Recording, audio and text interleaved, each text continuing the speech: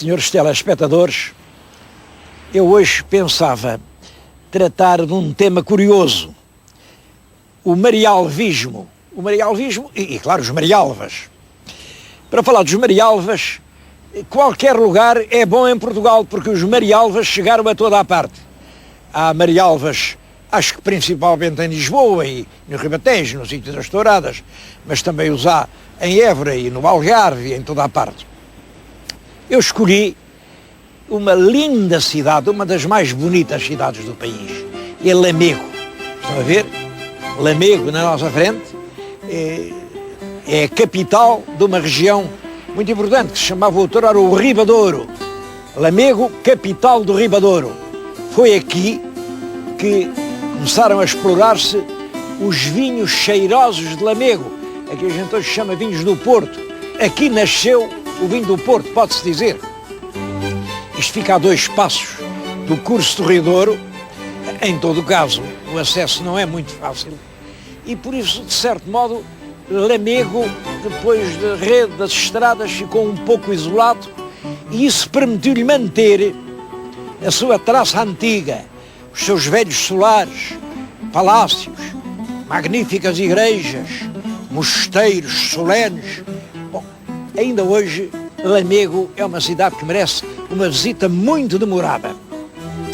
Estou a ver ali na nossa frente uma torre, ali era o centro da cidade antiga, a torre de homenagem do castelo, e habitou lá, a certa altura habitou lá mesmo um dos condes de Marialva, o segundo conde de Marialva.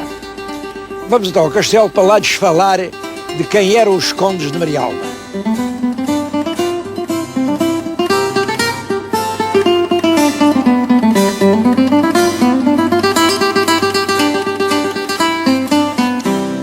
O primeiro conde de Marialva é o Vasco Fernandes Coutinho e as origens da sua fidalguia não são muito claras, não são.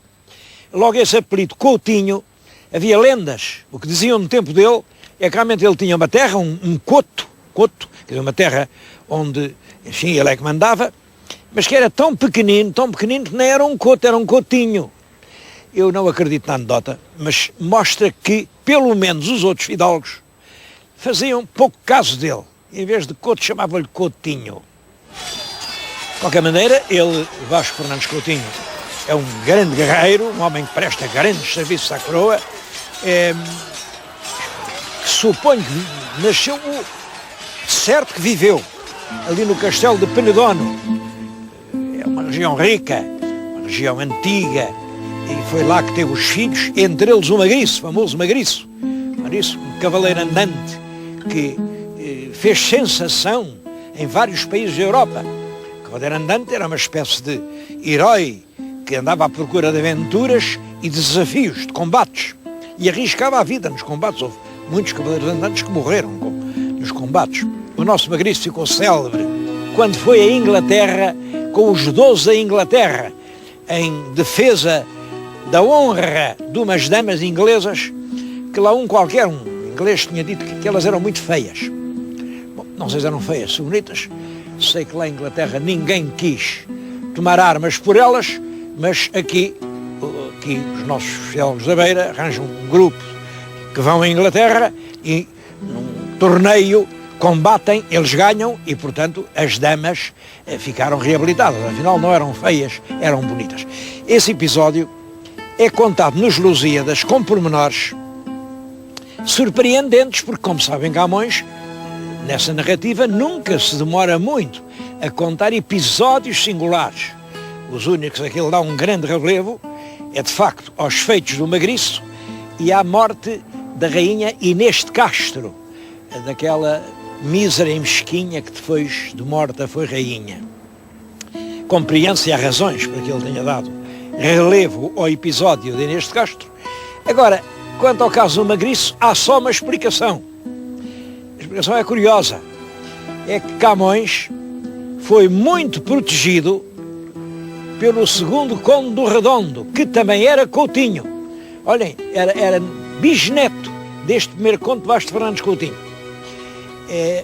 E ele protegeu, e portanto, o Magriço era tio-avô desse Conde do Redondo, e Camões agradece a proteção que lhe deu o Conde do Redondo, incluindo num poema imortal os feitos desse seu antigo ascendente.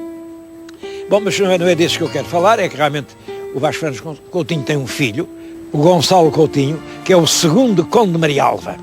Bom, e esse já tem uma história terrível. E isto é muito curioso. Como eles eram chefes militares, o rei tinha-lhes dado o encargo de defenderem aqui esta parte da fronteira portuguesa, isto não é muito longe da Espanha, e portanto, enfim, recrutarem os homens de armas aqui da Beira Alta, do Ribadouro, e com isto terem tropas para a defesa do país, se fosse necessário.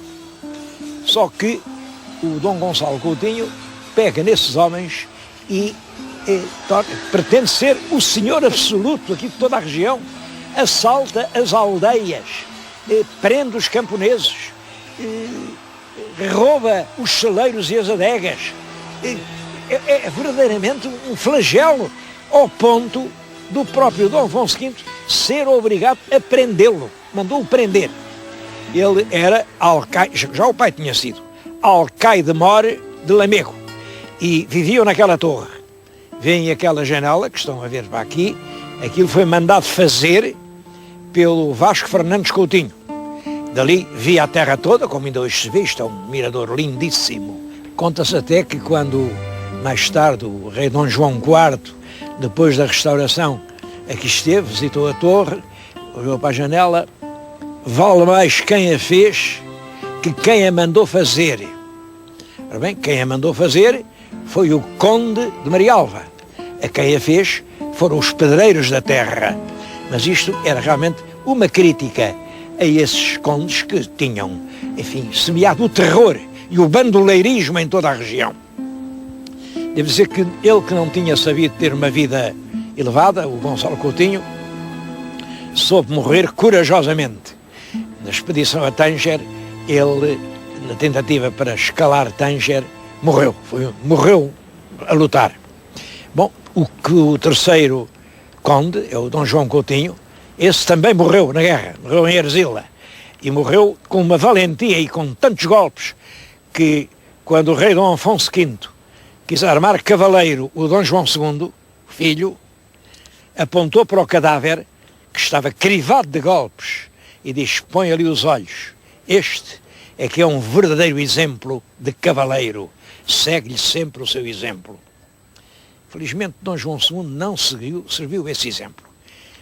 A ideia do cavaleiro, do herói, já tinha passado de moda, já estávamos agora em plena fase de centralização do poder político, agora a política já não se fazia a golpes de espada, mas a golpes de diplomacia e de esperteza.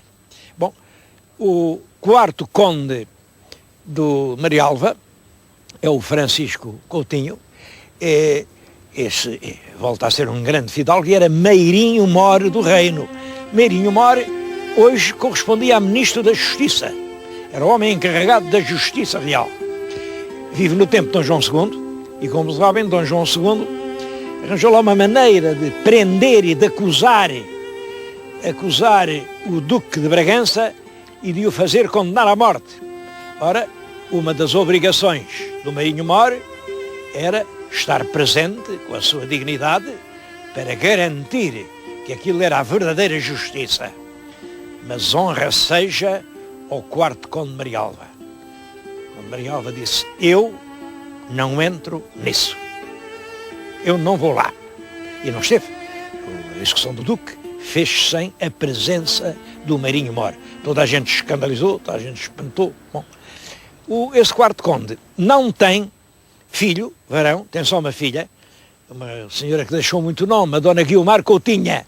A Guiomar Coutinha era muito rica porque o pai, além de conde de Marialva, tinha casado com a condessa viúva de Lolé. Portanto, tinha dois condados, Marialva e Lolé. Além disso, era extremamente forreta, não gastava um centavo.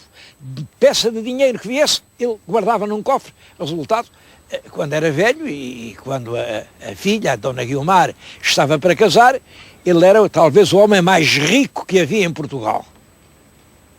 E a Dona Guiomar era a mais rica herdeira do país. Bom, a Dona Guiomar arranjou um namorado que era o Encastre, era o Marquês de Torres Novas, e bom, parece que casaram, não sei. Sei que o rei resolveu casar a Dona Guiomar com um irmão, com o infante Dom Fernando. E anunciou o casamento e aí aparece o Marquês a dizer, não, como é que pode casá-la? Ela já está casada comigo, portanto não pode casá-la que ela já casou comigo. Foi um casamento secreto, mas estamos casados. O rei fica furioso, manda prender o Marquês de Torres Novas. Esteve 10 anos preso numa torre do Castelo de São Jorge, em Lisboa. E a rapariga, coitada, sem homem, sem marido, perguntava-lhe, é verdade que casou? Ela durante 10 anos não disse que não, porque era a verdade. Ao fim de 10 anos, farta de tanta solidão, acabou por dizer, não casei, realmente nós não éramos casados. Então pronto, casa com o infante Dom Fernando, mas esse casamento, toda a gente sabia que ela jurou falso. Tiveram um só filho que morreu. O infante também morreu daí a pouco. E ela própria também, tudo isto se passa rapidamente, em 2 ou 3 anos, desaparece o conde, a condessa, a infanta e o filho. Bom, e portanto, os condados de Marialva e Lolé regressam à coroa. Mas eu estou a falar-lhes nos Marialvas por causa do marialvismo. Vamos ver o que foi o marialvismo.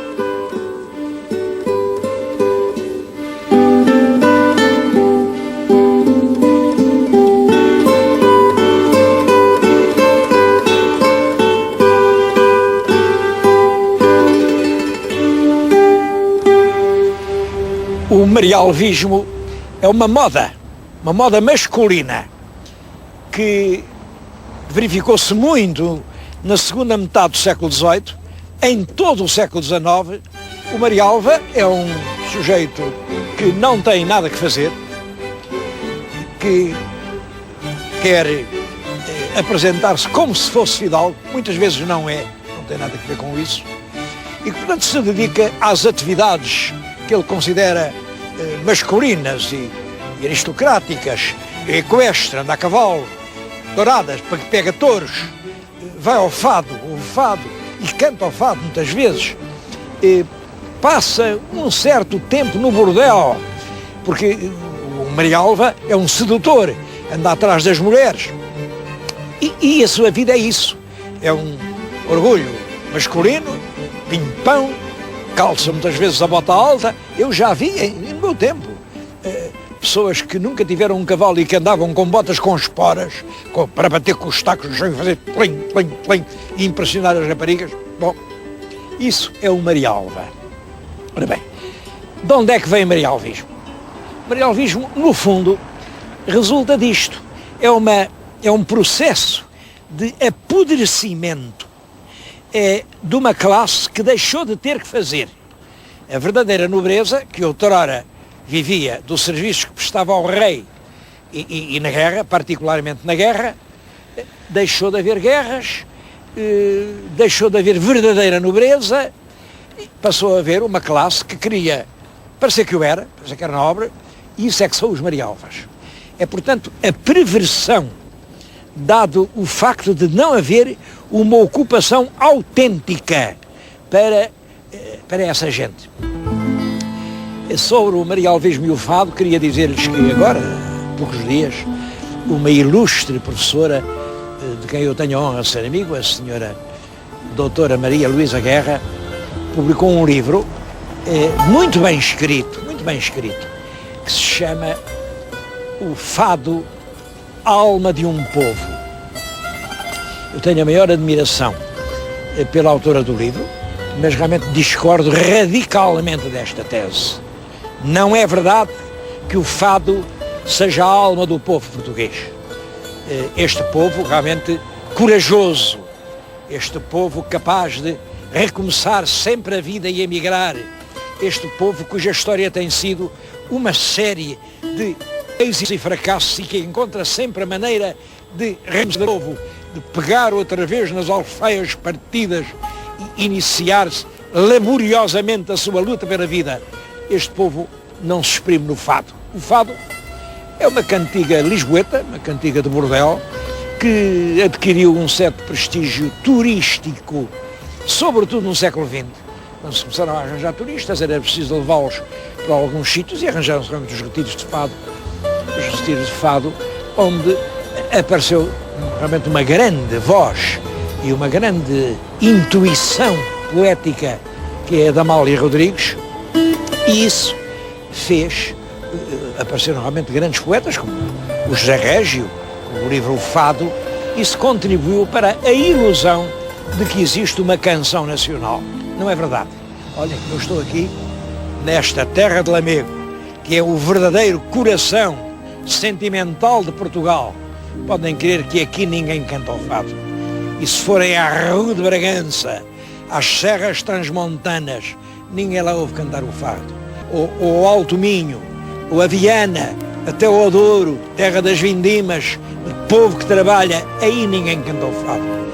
Lá nas minhas beiras, que agora só têm granitos e neve, e gente que se vai embora e falta de emprego e aldeias desertas, aí há tanta razão para estar triste e ter saudade, e aí ninguém canta o fado. Não, o fado não é nem a canção nacional, nem a alma deste povo. Talvez uma canção bem portuguesa e tão antiga, ela é do século XVI, seja a Nau Catrineta. A Nau Catrineta é a capacidade de partir, de andar por esse mundo, de em toda a parte deixar uma marca da nossa presença, de ter orgulho de ser português. A fachada que vem ao fundo é a fachada de um palácio, de um dos inúmeros palácios da cidade de Lamego. Este alberga hoje um riquíssimo museu, o Museu de Lamego. Devo dizer que dos museus, talvez este seja o mais notável de todos. E está tão longe de ser o mais conhecido, tão longe. Tem lá peças absolutamente preciosas. Tem, por exemplo, uma coisa única em todo o mundo. É um conjunto de tapeçarias sobre o drama do rei Édipo. As tapeçarias foram feitas na Flandres, pensa-se 1503, 1504, é seguramente no reinado del rei Dom Manuel. E foi o bispo de Lamego que as encomendou na Flandres e que decorou com elas o seu palácio. Hoje tem 4 tapeçarias, a Édipo. É uma história que eu já há tempos contei aos meus queridos telespectadores, mas contei-a lá mesmo, às portas de Tejo, onde o drama aconteceu. E agora vim aqui e vejo a mesma história contada por narradores do Renascimento. Eles fazem do drama do rei Édipo uma festa. Bom, para vocês saibam, eu digo como foi o drama. O rei de Tebas e a rainha Jocasta, o Laio e a Jocasta, o rei e a rainha, iam casar, mas primeiro foram a Delfos. Delfos sabia a verdade do futuro e perguntaram-lhe qual ia ser o futuro. Bom, e o oráculo disse-lhes: vocês vão casar realmente e vão ter um filho, mas esse filho vocês vão ter assassinará o seu próprio pai e será amante de sua própria mãe. É claro que o rei Laio pensou: então o garoto que vai nascer vai-me matar a mim, claro. Casaram, como o oráculo tinha dito, nasceu um bebê, a rainha estava radiante, mas o rei não disse nada à rainha, encarregou os seus criados de levarem o garoto para a serra e de o deixarem ali para os lobos o comerem. Os criados, apesar de tudo, tiveram pena e não mataram a criança. Penduraram-no por umas correias lá numa árvore. Ele ficou ali pendurado, à espera que morresse, naturalmente. Eles não o mataram, deixavam de morrer. Disseram: pronto, o garoto já está arrumado. Só que, entretanto, passa por ali um pastor do rei de Corinto, aos gatos do rei de Corinto, vê o menino pendurado na árvore, tira-o, agasalhou-o, o menino sobreviveu, e quando o pastor se apresenta ao rei de Corinto, diz-lhe: olha, além das ovelhas, trago-lhe um menino que ia encher um monte. O rei de Corinto e a rainha, que eram muito boas pessoas, já eram velhotes e já não tinham idade para ter filhos, ficaram encantados com aquele presente e criaram-no como se ele fosse realmente filho deles. E adoravam-no.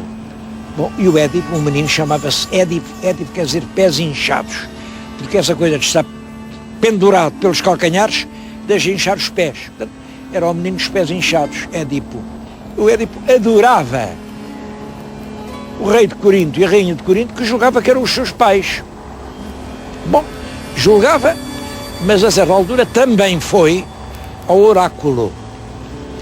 E o oráculo disse-lhe: tu, Édipo, matarás o teu próprio pai e serás amante da tua mãe. Que horror, que horror. O Édipo amava o pai e a mãe, então fazer crimes desses, não. Aí despede-se do pai e da mãe e diz: olha, eu não quero ficar aqui mais tempo, e foi-se embora para aquelas estradas da Grécia, até que chegou à encruzilhada dos 4 caminhos. E quando estava na encruzilhada, vem lá um carro com um barato de cavalos, um homem arrogante, e enxota o Édipo para a estrada, dá-lhe uma chicotada para passar, e o Édipo, que era homem valente, disse: que história é essa? E agarra-se ao tipo que lhe deu a chicotada e atravessa-o com uma lança. Bom, e vai para Tebas. Quando entra em Tebas, está tudo muito desgostoso, porque mataram o rei, não se sabe quem. Eles até dizem que era um grande bando de ladrões. O boato é sempre assim. Foi apenas o Édipo que conseguiu destruir toda a comitiva do rei. Mas para não parecer isso, disseram que era um grande bando de... Portanto, quando o Édipo entra na cidade, há lá uma esfinge. Uma esfinge é um bicho medonho. E ninguém entrava na cidade sem responder às perguntas da esfinge. A esfinge fazia umas perguntas tão difíceis, ninguém era capaz de responder. E se não respondia, a esfinge matava a pessoa. Bom, ninguém entrava na cidade, a cidade estava desesperada. O Édipo chegou à esfinge, a esfinge fez as suas perguntas, o Édipo respondeu corretamente, e ele entrou na cidade e foi tão festejado pelo povo que casou com a rainha. Bom, casou com a rainha Jocasta. É claro que começaram a acontecer coisas terríveis em Tebas. Morriam os rebanhos, os frutos apodreciam nas árvores, crianças morriam nos ventres das mães, as fontes deixaram de deitar água. Parecia que a morte ia estrangular a cidade de Tebas. É claro que o Édipo chamou um adivinho célebre, que era cego, mas via mais do que quem tem os olhos abertos, e perguntou-lhe o que é que se passa. E o adivinho disse-lhe: é que existe em Tebas um homem que assassinou o seu pai e dorme na cama com a sua própria mãe. É um crime horrível. Enquanto isso não for castigado, a maldição continua sobre Tebas. Bom, o rei Édipo fez tudo para descobrirem quem era esse criminoso e, a certa altura, descobriu-se que era ele próprio. A história termina dramaticamente. A rainha Jocasta, quando sabe isto, enforca-se num cinto que o próprio Édipo lhe tinha oferecido. O Édipo ouve o grito de agonia dela, corre ao palácio e com a fivela, com o bico da fivela, arranca os seus próprios olhos, e termina a história com Édipo, rei, cego e mendigo, a caminhar pelas ruas da Grécia a maldizer o seu destino.